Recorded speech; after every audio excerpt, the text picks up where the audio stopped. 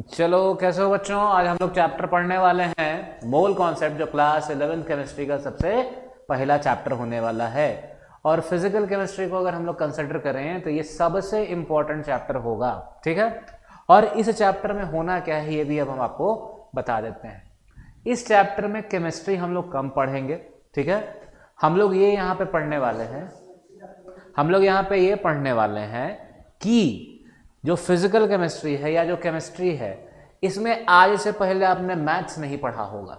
ठीक है। लेकिन ये जो चैप्टर है हमारा मोल कॉन्सेप्ट आपको सिर्फ इसलिए पढ़ाया जाता है क्योंकि एक तो ये एक बहुत फंडामेंटल टॉपिक है, इसके बिना आगे चैप्टर्स पढ़ना मुश्किल है। और दूसरा बात, ये बात से आपको फेमिलियर कराने के लिए कि मोल कॉन्सेप्ट चैप्टर में या केमिस्ट्री में अब हम लोग मैथ्स का भी कैलकुलेशंस करते रहेंगे। फिजिक्स में तो हम करते आए हैं, लेकिन केमिस्ट्री में अभी तक क्लास 10th तक एज सच कोई कैलकुलेशंस करना पड़ा नहीं है। लेकिन मोल कॉन्सेप्ट वो चैप्टर है जिसमें हम लोग मैथ्स को केमिस्ट्री के साथ रिलेट करना सीखेंगे और इससे फेमिलियर होंगे कि मैथ्स का इस्तेमाल केमिस्ट्री में भी होता है। चलिए, तो हम लोग सबसे पहले शुरू करें कि मोल कॉन्सेप्ट में अगर मैटर की चर्चा करें तो मैटर किसको कहते हैं। तो सब लोग जानते होंगे मैटर किसको कहते हैं। मैटर कहा जाता है कि anything that occupies space and has mass is called matter. ठीक है। तो मैटर किसको कहते हैं। मैटर के पास दो चीजें होती हैं, एक होता है मास, दूसरा होता है वॉल्यूम।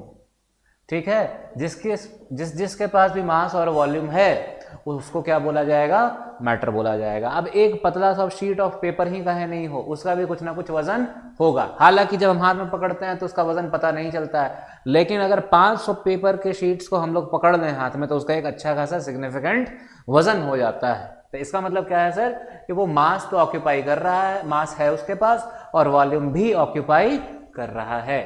और इसको फटाफट अगर देखें तो मैटर को हम लोग दो तरीके से क्लासिफाई कर सकते हैं। एक हो जाता है हमारा प्योर मैटर और दूसरे को हम लोग कह देते हैं इम्प्योर मैटर। अब प्योर मैटर में क्या होता है, प्योर मैटर में फिर फर्दर दो क्लासिफिकेशन है। प्योर मैटर में फर्दर दो क्लासिफिकेशन है। एक को हम लोग कह देते हैं एलिमेंट, क्या कह देते हैं, एलिमेंट्स, और दूसरे को हम लोग कह देते हैं कंपाउंड्स।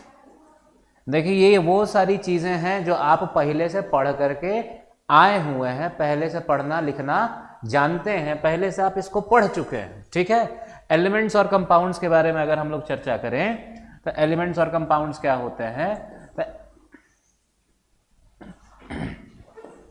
तो एलिमेंट्स को हम लोग कहते हैं कि ये क्या है जी, प्योरेस्ट फॉर्म ऑफ मैटर है, प्योरेस्ट फॉर्म ऑफ मैटर है। ठीक है। और जहां पे हम लोग कंपाउंड्स का बात करते हैं, प्योरेस्ट फॉर्म ऑफ मैटर है, और इसके बाद इसमें क्या होता है, मेड अप ऑफ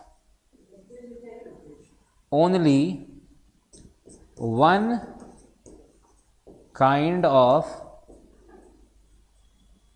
एटम्स। ठीक है। इसमें सिर्फ और सिर्फ एक ही तरीके के एटम्स पाए जाते हैं। अगर हाइड्रोजन की बात कर रहे हैं तो सिर्फ हाइड्रोजन होगा, नाइट्रोजन की बात कर रहे हैं तो सिर्फ नाइट्रोजन होगा, ऑक्सीजन की बात कर रहे हैं तो सिर्फ ऑक्सीजन होगा। इसके अलावा किसी और तरीके का एलिमेंट इसमें नहीं होगा। लेकिन अगर हम लोग बात करें कंपाउंड्स का, कि कंपाउंड्स में क्या होता है, कंपाउंड्स में होता क्या है कि it is a group of atoms होते हैं। ये क्या होता है, group of atoms combined in a, combined या कह सकते हैं इसको कंबाइंड केमिकली। ठीक है। इन अ फिक्स्ड रेशियो। ये क्या होता है कि एक फिक्स्ड रेशियो में ही हम लोग इसको केमिकली कंबाइन करते हैं। केमिकली कंबाइन करने का क्या मतलब है, केमिकली कंबाइन करने का मतलब होता है कि किसी ना किसी केमिकल बॉन्ड के थ्रू वो दो एटम्स या मॉलिक्यूल, एटम्स जो मॉलिक्यूल्स बना रहे हैं या कंपाउंड जो बना रहे हैं, वो एक दूसरे के साथ अटैच्ड होंगे, कनेक्टेड होंगे, एक दूसरे के साथ बंधे हुए होंगे। ठीक है। और देखिए, group of atoms combined chemically in a fixed ratio, और ये क्या होता है, मेड अप ऑफ टू और मोर टाइप ऑफ एटम्स। ठीक है। एग्जाम्पल का बात करें तो वाटर है, NH3 अमोनिया है ना, सल्फ्यूरिक एसिड है H2SO4, ये सारा का सारा क्या है, ये सारा का सारा कंपाउंड्स की कैटेगरी में आता है, ठीक है। लेकिन अगर हम लोग एलिमेंट्स का बात करें तो एलिमेंट्स में क्या होता है, एलिमेंट्स में हमारे पास है H2, N2, O2, ये सब में क्या देख रहे हैं कि ये क्या है, ये एलिमेंट, इसमें भी दो एटम्स हैं, लेकिन दोनों के दोनों एटम्स किसके, हाइड्रोजन के, दोनों के दोनों एटम्स किसके, नाइट्रोजन के, दोनों के दोनों एटम्स किसके, ऑक्सीजन के, ठीक है। तो ये डिफरेंस हो गया आपका एलिमेंट में और कंपाउंड में, ठीक है। आगे देखते हैं कि हमारा जो ये इम्प्योर वाली कैटेगरी है, इम्प्योर वाली कैटेगरी में कौन कौन दो केसेस हैं। तो हमारे पास इम्प्योर में आ जाते हैं, ये बेसिकली हैं क्या, मिक्सचर्स। मिक्सचर्स दो तरीके के, एक होमोजीनस और दूसरा हेटेरोजीनस, ठीक है। होमो शब्द जो है, होमो का मतलब होता है सेम और हेटेरो का मतलब होता है डिफरेंट, ठीक है। तो होमोजीनस और हेटेरोजीनस के बारे में अगर एक बहुत जल्दी से बात करें तो क्या है, तो होमोजीनस मिक्सचर्स जो होते हैं इसमें होता है यूनिफॉर्म कॉम्पोजिशन, क्या होता है, यूनिफॉर्म कॉम्पोजिशन, और हेटेरोजीनस में होता है नॉन यूनिफॉर्म कॉम्पोजिशन, क्या होता है, नॉन यूनिफॉर्म कॉम्पोजिशन। अब ये मतलब हमारा जो यूनिफॉर्म या नॉन यूनिफॉर्म कॉम्पोजिशन है, कैसे डिसाइड करते हैं कि कौन सा यूनिफॉर्म है कौन सा नॉन यूनिफॉर्म है। तो एक बड़ा सिंपल सा एग्जांपल है कि एक बर्तन लीजिए, यहां भी एक बर्तन लीजिए, बर्तन में भर दीजिए पानी, क्या भरेंगे, पानी, पानी में डालिए यहां पर आप शुगर, चीनी डाल दीजिए, यहां पे आप डालिए यहां पर रेत, सैंड डाल दीजिए, ठीक है। हम बोल रहे हैं कि आप इसमें चीनी डालिए, चीनी डाल करके इसको बढ़िया से घोल दीजिए जब तक ये पूरी तरीके से डिसॉल्व हो नहीं जाता है, ठीक है। उसी तरीके से इसमें आप सैंड डाल दीजिए, सैंड को भी अच्छे से आप डिसॉल्व कर दीजिए। हम बोल रहे हैं कि दोनों को 5-5 मिनट के लिए छोड़ दिया जाए, ठीक है। जब ये पूरी तरीके से घुल गया है, हम आपको बोल रहे हैं कि आप यहां से ऐसा करिए कि यहां से एक पाइप लगाइए, यहां से 20 ml पानी निकालिए, और ऊपर का जो हमारा सरफेस है, इस सरफेस से भी आपको क्या करना है, यहां पे चम्मच की मदद से आपको 20 ml पानी निकालना है, ठीक।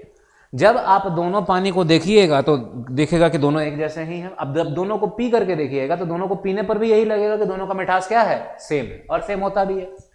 लेकिन जहां पे बात आता है सैंड का, तो सैंड में क्या दिखेगा कि जब आपको हम बोले कि आप नीचे से पानी, आप ऊपर से एक हाथ में पानी लीजिए और दूसरे हाथ में बोले कि आप नीचे से पानी उठाइए, तो आपको क्या दिखेगा, जहां से आप ऊपर से जिसमें पानी लिए हैं उसमें आपको सैंड कम दिखेगा। क्यों, क्योंकि सैंड नीचे क्या हो गया है, डिपॉजिट हो गया है। और जो हाथ आप नीचे से ऊपर की तरफ उठा रहे हैं उसमें आपको क्या दिखेगा कि सैंड हमारे पास क्या आ रहा है, ज्यादा आ रहा है। मतलब क्या हो गया, मतलब हो गया सर कि ऊपर से लेके नीचे तक होमोजीनस में कॉम्पोजिशन एक जैसी है, एक समान है, मतलब यूनिफॉर्म कॉम्पोजिशन है। लेकिन जब हम लोग सैंड का बात किए तो सैंड में क्या हो गया कि नीचे से जब हम उठा रहे हैं तो हमको अलग कॉन्स्टिट्यूएंट्स मिल रहा है, मतलब कॉन्स्टिट्यूएंट्स तो वही मिल रहा है, उसका जो परसेंटेज है, जो अमाउंट है वो अलग मिल रहा है, और ऊपर से निकाल रहे हैं तो उसका अमाउंट अलग मिल रहा है। मतलब सर ऊपर में कॉम्पोजिशन कुछ और है, नीचे में कॉम्पोजिशन कुछ और है, मतलब ये कैसा कॉम्पोजिशन हो गया, this is non uniform composition. समझ में आ गया। चलिए आगे बढ़ते हैं।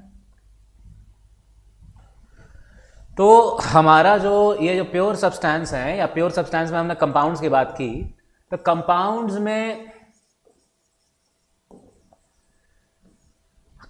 में क्या है कि कंपाउंड्स जो होता है, कंपाउंड्स किससे मिलकर के बना हुआ होता है, मॉलिक्यूल्स, ठीक है। और मॉलिक्यूल्स दो तरीके के होते हैं। कौन कौन से मॉलिक्यूल्स, एक होता है मॉलिक्यूल ऑफ एलिमेंट्स और एक होता है मॉलिक्यूल ऑफ कंपाउंड्स, ठीक है। ये जो मॉलिक्यूल्स जो होता है, मॉलिक्यूल्स दो तरीके के होंगे, एक एलिमेंट्स का, दूसरा कंपाउंड्स का, ठीक है। इसको इस तरीके से कह सकते हैं कि कंपाउंड्स नहीं, इसको कह सकते हैं कि दो तरीके के बेसिकली मॉलिक्यूल्स हमारे पास होते हैं। एक होता है मॉलिक्यूल ऑफ एलिमेंट्स, दूसरा होता है मॉलिक्यूल ऑफ कंपाउंड्स। आज के बाद से मॉलिक्यूल ऑफ एलिमेंट्स को हम लोग बोलेंगे होमो एटॉमिक मॉलिक्यूल्स। क्या बोलेंगे, होमो एटॉमिक मॉलिक्यूल्स, ठीक है, हम लोग बचपन में पढ़ते थे, क्लास 9 में पहले पढ़ा था कि मॉलिक्यूल ऑफ एलिमेंट्स क्या होता है, और उसी को हम लोग आज से बोलेंगे होमो एटॉमिक मॉलिक्यूल्स, और मॉलिक्यूल ऑफ कंपाउंड्स को आज से हम लोग बोलना शुरू करेंगे हेटेरो एटॉमिक मॉलिक्यूल्स। अभी होमो और हेटेरो का मतलब बताए थे। होमो का मतलब होता है सेम और हेटेरो का मतलब क्या होता है, डिफरेंट। तो जो सेम एटम से मिलकर के बने हुए हों ऐसे एटम, ऐसे हमारे मॉलिक्यूल्स को हम लोग बोलेंगे होमो एटॉमिक मॉलिक्यूल्स। और डिफरेंट एटम, हेटेरो मतलब डिफरेंट और हेटेरो मतलब हो गया डिफरेंट, तो डिफरेंट एटम्स से मिल करके जो बनते हैं उनको बोलेंगे हेटेरो एटॉमिक मॉलिक्यूल्स। तब ये होमो एटॉमिक मॉलिक्यूल्स में क्या हो गया, वही हमारा H2 N2 O2 S8 P4 वगैरह वगैरह वगैरह। और हेटेरो एटॉमिक मॉलिक्यूल्स में हमारे पास क्या हो जाएगा, वही सब H2O N2O, है ना, H2O2 hydrogen peroxide, sulphuric acid H2SO4, ठीक है। उसके तरीके से NaOH, इस सब में क्या है, इन सब में एटम्स हैं तो, लेकिन अलग अलग एटम्स से मिल करके फिक्स्ड रेशियो में, मतलब पानी बनना है तो 2 एटम ऑफ हाइड्रोजन और 1 एटम ऑफ ऑक्सीजन होना ही होना चाहिए, तभी जा करके हमारा पानी बनेगा, नहीं तो नहीं बनेगा। उसी तरीके से जब H2O2 पे आप देखते हैं कि हम यहाँ पे क्या किए हैं, ये एग्जाम्पल जान करके लिखा हुआ है कि हाइड्रोजन में 2 atom of hydrogen 1 atom of oxygen, तो पानी बन गया। और 2 एटम ऑफ हाइड्रोजन और 2 एटम ऑफ ऑक्सीजन का जब हम लोग बात कर रहे हैं तो यहाँ पे क्या हो जा रहा है, हाइड्रोजन पेरोक्साइड बन जा रहा है। Hydrogen peroxide is a good oxidising agent होता है, हम लोग आगे पढ़ेंगे, ठीक है। अब इसके बाद आते हैं, हमारे पास कुछ लॉज हैं, ठीक है। एक साइंटिस्ट थे जिनका नाम था लेवॉइजर, ठीक है, एंटोनी लेवॉइजर। उनका कहना था क्या, उनको कहा जाता है father of chemistry. Modern day chemistry जो हम लोग पढ़ते हैं उसका फादर किसको कहा जाता है, लेवॉइजर को, ठीक है। तो फादर ऑफ केमिस्ट्री किसको बोला जाता है, father of chemistry. Modern day chemistry जो हम लोग पढ़ते हैं इसका किसको कहा जाता है, ये बोला जाता है एंटोनी एल लेवॉइजर को, ठीक है। अब इनके द्वारा दिए गए कुछ नियम कानून हैं, क्या है, तो सबसे इंपॉर्टेंट जो हमारा बात है, जहां से केमिस्ट्री का बुनियाद है, जो केमिस्ट्री जहां से शुरुआत हो जाता है, उसको हम लोग कहते हैं laws of chemical combination. Laws of chemical combination, ठीक है, लॉज ऑफ केमिकल कॉम्बिनेशन। अब देखिए ये जो लॉज ऑफ केमिकल कॉम्बिनेशन है, इन लॉज ऑफ केमिकल कॉम्बिनेशन को पढ़ने से पहले आपको ये पता होना चाहिए कि केमिकल रिएक्शन किसको कहा जाता है, ठीक है। किसको कहते हैं केमिकल रिएक्शन, तो आप लोग क्लास 10th में पढ़े होंगे कि any change that leads to the formation of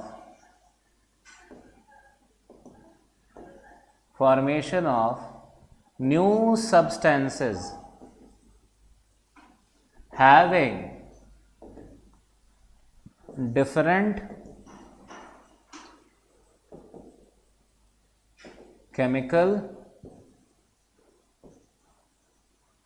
properties. मतलब क्या कि कोई भी ऐसा चेंज जिसके होने से, जिसके करने से क्या हो रहा है कि एक सब्सटेंस का फॉर्मेशन हो रहा है, और वो नया सब्सटेंस जो बन रहा है उसका केमिकल प्रॉपर्टीज क्या है, उसके जो पेरेंट एटम्स है या पेरेंट कंपाउंड है उससे क्या हो रहा है, एकदम डिफरेंट हो रहा है, ठीक है। इसका एग्जाम्पल देखते हैं हम लोग, आइए। इसका एग्जाम्पल देखने के लिए हम लोग क्या करते हैं कि एक बेसिक सा रिएक्शन लेते हैं, जैसे H2 प्लस O2, सब लोगों को पता है ये रिएक्शन, ठीक है। इससे हम लोग क्या बनाते हैं, पानी, ठीक है। H2 और O2 से मिलाकर के हम लोग क्या बनाते हैं, पानी। अब H2 क्या है, it is a very good fuel. ये क्या है, बहुत अच्छा फ्यूल है। O2 क्या है, O2 is a supporter of combustion. Oxygen के बिना कोई चीज जल नहीं सकती है, ठीक है, कंबशन का प्रोसेस हो नहीं सकता है, ठीक है। लेकिन पानी क्या है? पानी इज एक्सटिंग्विशर ऑफ फायर, ये आग को बुझा देता है, ठीक है। पानी क्या है? एक्सटिंग्विशर ऑफ फायर है, पानी को बुझा देता है। अभी हमने क्या कहा कि डिफरेंट केमिकल प्रॉपर्टीज होना चाहिए, तो ये कंबस्टिबल सब्सटेंस ये उसको जलने में हेल्प करता है, और इन दोनों को मिला करके जो कंपाउंड बन रहा है वो ऐसा सब्सटेंस है जो आग को बुझा देता है। तो प्रॉपर्टी अलग है कि सेम है? अलग ही है सर। उसी तरीके से अगर हम एक और एग्जांपल ले लें, सोडियम का वाला एग्जांपल ले लेते हैं हम लोग, ठीक है। सोडियम प्लस क्लोरीन ये हमको दे देगा NaCl, ठीक है। NaCl मतलब कॉमन सॉल्ट जो हम लोग खाना में इस्तेमाल करते हैं। अब सोडियम ऐसा एलिमेंट है, आप लोग पढ़े हुए होंगे कि जैसे ही मॉइस्चर के कांटेक्ट में, पानी के कांटेक्ट में आता है, आग पकड़ लेता है, ठीक है, और एक्सप्लोजिव हो जाता है। क्लोरीन एक ऐसा गैस है, अगर थोड़ा ज़्यादा मात्रा में इनहेल कर ले तो वो पॉइजनस हो जाता है, ठीक है। लेकिन नमक, कभी ऐसा सुनने के लिए मिला है कि सब्जी में नमक डाले और क्या हो गया, सब्जी में आग लग गया? ऐसा तो नहीं होता है। ऐसा सुने हैं कि नमक थोड़ा सा ज़्यादा हो गया था तो सब्जी में लोग खाया और मर गया? ऐसा तो नहीं होता है। क्योंकि भैया इसका जो केमिकल प्रॉपर्टी है इनके पेरेंट एलिमेंट से एकदम क्या हो गया है, अलग हो चुका है, ठीक है। उसी तरीके से ये जो आप NaCl बनाते हैं, इसको हम लोग चाहें तो ऐसे भी बना सकते हैं, इसको हम लोग चाहें तो ऐसे भी तो बना सकते हैं ना। कैसे? कि HCl है और NaOH है, इसको रिएक्ट करा दीजिए, ये बन जाएगा NaCl प्लस H2O। ये बेसिक रिएक्शन है किसका? ये बेसिक रिएक्शन है एसिड और बेस का, ठीक है। एसिड और बेस रिएक्ट करके क्या बनाता है? सॉल्ट और वाटर, ये हम लोग सब लोग जानते हैं। तो ये जो बेसिक सा रिएक्शन है ये एसिडिक, ये हाईली बेसिक। लेकिन हमारा जो सॉल्ट बनता है वो कैसा बनता है? न्यूट्रल होता है। एसिड से हाथ जल जाएगा, ये सोपी टू टच होता है, लेकिन सॉल्ट से ना हाथ जलता है, द सॉल्ट सोपी टू टच होता है, ठीक है। तो ये हमारा रिएक्शन हो गया। तो यहाँ पे भी क्या दिख रहा है कि जो हमारा प्रोडक्ट बन रहा है उसका जो पेरेंट कंपाउंड्स है उस कंपाउंड्स से बिहेवियर कंप्लीटली डिफरेंट है। चलिए हम लोग बात कर रहे थे लॉज ऑफ केमिकल कॉम्बिनेशन का, ठीक है। और हमको लगता है कि ये आप लोग सब लोग जानते होंगे कि जो लेफ्ट हैंड साइड पे हमारा होता है, जो हमारा ये लेफ्ट हैंड साइड पे होता है, इसको हम लोग बोलते हैं रिएक्टेंट्स, और जो राइट हैंड साइड पे होता है इसको हम लोग बोलते हैं प्रोडक्ट्स, ठीक है। लेफ्ट हैंड साइड वाले को बोला जाता है रिएक्टेंट और राइट हैंड साइड वाले को बोला जाता है प्रोडक्ट, ठीक है जी। तो लॉज ऑफ केमिकल कॉम्बिनेशन अगर हम लोग शुरू करें तो सबसे पहला नियम जो हम लोगों को लॉज ऑफ केमिकल कॉम्बिनेशन में पढ़ना है, that is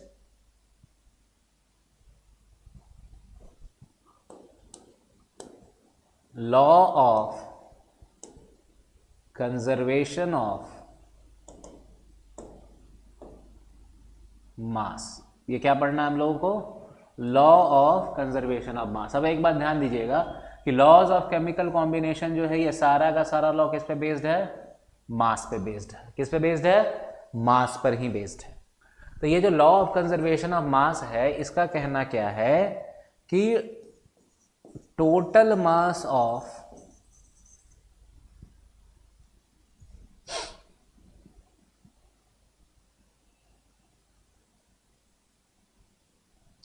total mass of reactants before the reaction and total mass of products after the reaction is always equal। ये हमेशा क्या होता है? इक्वल होता है। मतलब क्या कि जितना मास हमारा रिएक्टेंट का था रिएक्शन से पहले और जब रिएक्शन पूरा हो गया है और प्रोडक्ट में कन्वर्ट हो चुका है, तो हमारा जो प्रोडक्ट बनेगा, प्रोडक्ट का भी टोटल मास उतना का उतना ही होगा। मतलब क्या कि अगर हम लोग बोलें कि हम लोगों ने ए को रिएक्ट कराया बी के साथ और इससे हमको प्रोडक्ट मिला सी और डी, तो ए का मास हो गया ए, बी का मास मान लेते हैं बी, सी का मास सी और डी का मास डी। तो according to law of conservation of mass हम लोगों को ये पता चल जाता है कि ये ऐसा ऑब्जर्वेशन हम लोगों को मिला है क्या कि A plus B is always equal to C plus D. अब एक बात यहाँ पे ध्यान से समझ लीजिएगा कि A plus B equals to C plus D का हरगिज ये मतलब नहीं है कि ए और सी का जो मास है वो क्या होगा, सेम होगा, कोई जरूरी नहीं है। या बी और डी का मास सेम होगा, ये भी जरूरी नहीं है। इनका टोटल मास जो होगा, इनका जो टोटल मास होगा वो total mass before the reaction of the reactants and total mass of the products after the reaction is always found to be equal. अच्छा, अब इसका एक एग्जांपल हम देते हैं और आप बताइए कि इसमें ये सही हम बोल रहे हैं या गलत बोल रहे हैं, ठीक है। जैसे हम क्या करते हैं कि एक कागज का टुकड़ा लेते हैं, ठीक है। हम लोग सब लोग जानते हैं कि कंबशन एक जो प्रोसेस होता है ये केमिकल प्रोसेस है, इसमें कोई भी हाइड्रोकार्बन को हम लोग जलाएंगे तो कार्बन डाइऑक्साइड वाटर मिलता है, ठीक है। तो हम लोग क्या किए कि एक कागज का बंडल लिए, 50 कागज था उसमें, 50 को जला दिए। उसको जलाने से पहले उसका वेट किए और जलान लिए, जलाने के बाद जो ऐश बचा उसका भी वेट किए। तो क्या उस ऐश का वजन हमारा उस बंडल ऑफ पेपर के बराबर होगा? क्या उस ऐश का वजन, जो राख बच गया है और जो बंडल ऑफ पेपर था, दोनों का वजन एक होगा? तो जाहिर सा बात है नहीं होगा सर, आप बेवकूफ जैसा बात कर रहे हैं। तो बास इक्वल नहीं होगा। आप सही बोल रहे हैं, लेकिन हम आपको केमिस्ट्री बताने आए हैं। तो होता क्या है कि आप कोई सा भी, आप अगर मान लीजिए हाइड्रोकार्बन जलाते हैं, पेपर इज बेसिकली हाइड्रोकार्बन, ठीक है। तो आप कोई सा भी हाइड्रोकार्बन अगर आप जला रहे हैं तो उसमें आपको क्या मिलेगा, उसमें होगा क्या, जैसे मान लिए कि हम लोग C3H6 नहीं, हम लोग क्या करते हैं उसको C3H8 मान करके मान लीजिए कि जलाए, तो क्या मिलेगा हमको, मिलेगा कार्बन डाइऑक्साइड और साथ में वाटर, ठीक है। तो ये 3CO2 और हाइड्रोजन कितना आइटम है भैया, तो कार्बन 3 हो गया और यहाँ पे O2 आएगा,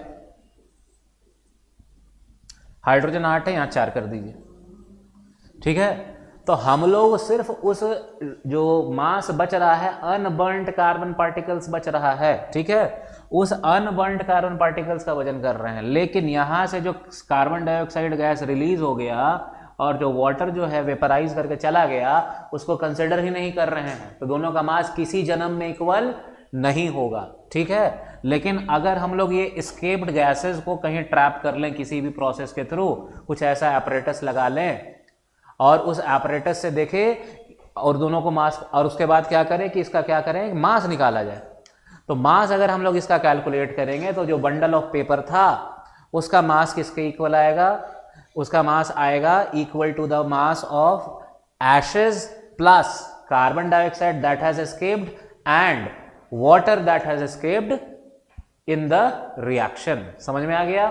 तो ये था हमारा law of conservation of mass. तो इस पे एक बेसिक सा क्वेश्चन अगर हम लोग करना चाहें तो कैसे होगा, तो देखिए, सपोज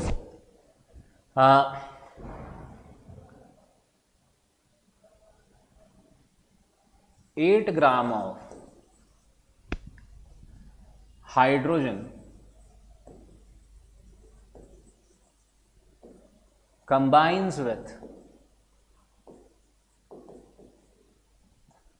oxygen to form 16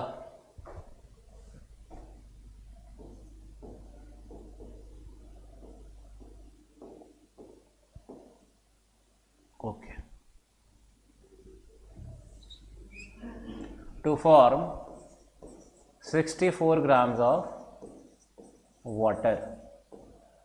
ठीक है, find the mass of oxygen required for this reaction. ठीक है, तो 8 grams of hydrogen has combined. अच्छा जी, तो प्रोडक्ट कितना बन रहा है? 64 ग्राम्स। मतलब सर रिएक्शन कुछ ऐसा है, रिएक्शन तो यही हो रहा है ना, ये हमको दे रहा है H2O,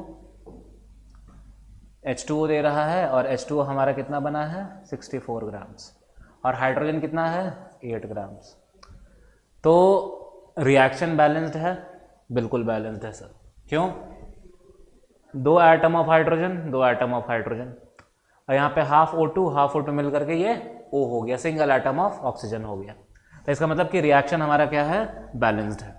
बैलेंस केमिकल रिएक्शन सबको पता है ना, कि जितना रिएक्टेंट के साइड हमारा डिफरेंट एटम्स है, जितना नंबर लेफ्ट हैंड साइड में है उतना ही नंबर कितना राइट हैंड साइड में भी हमारा होना चाहिए। ऐसे रिएक्शन को हम लोग बैलेंस्ड केमिकल रिएक्शन कहते हैं। ठीक है, तो हम लोग जानते हैं कि अकॉर्डिंग टू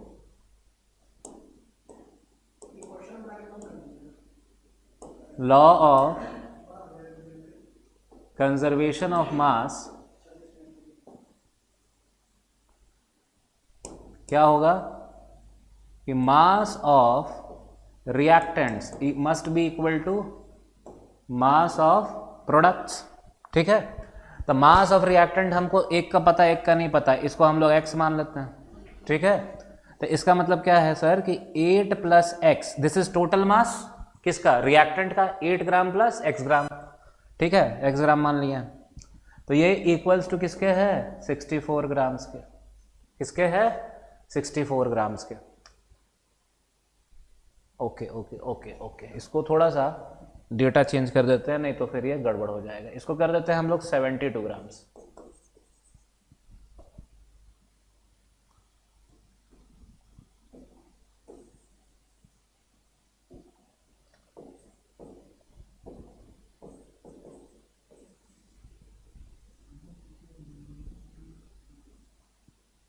तो ये किसके बराबर है? 72 ग्राम्स के। तो x का वैल्यू क्या आ जाएगा? 72 minus x, sorry 72 minus 8, 72 minus 8 कितना हो जाएगा? 64 ग्राम। तो x का वैल्यू कितना आ जाएगा हमारा? 64 ग्राम आ जाएगा। समझ में आ गया? तो इस तरीके से हम लोग लॉ ऑफ कंजर्वेशन ऑफ मास को अप्लाई कर सकते हैं। उम्मीद है कि ये वीडियो आपको समझ में आया होगा। आने वाली सीरीज में हम लोग कंटिन्यू करेंगे इसको आगे, और बाकी जो 2 लॉज या 3 लॉज और बच रहे हैं, law of definite proportion, law of multiple proportion, और बाकी सारा जो भी सिलेबस है हम लोग उसको कंटिन्यू करते चलेंगे। Thank you.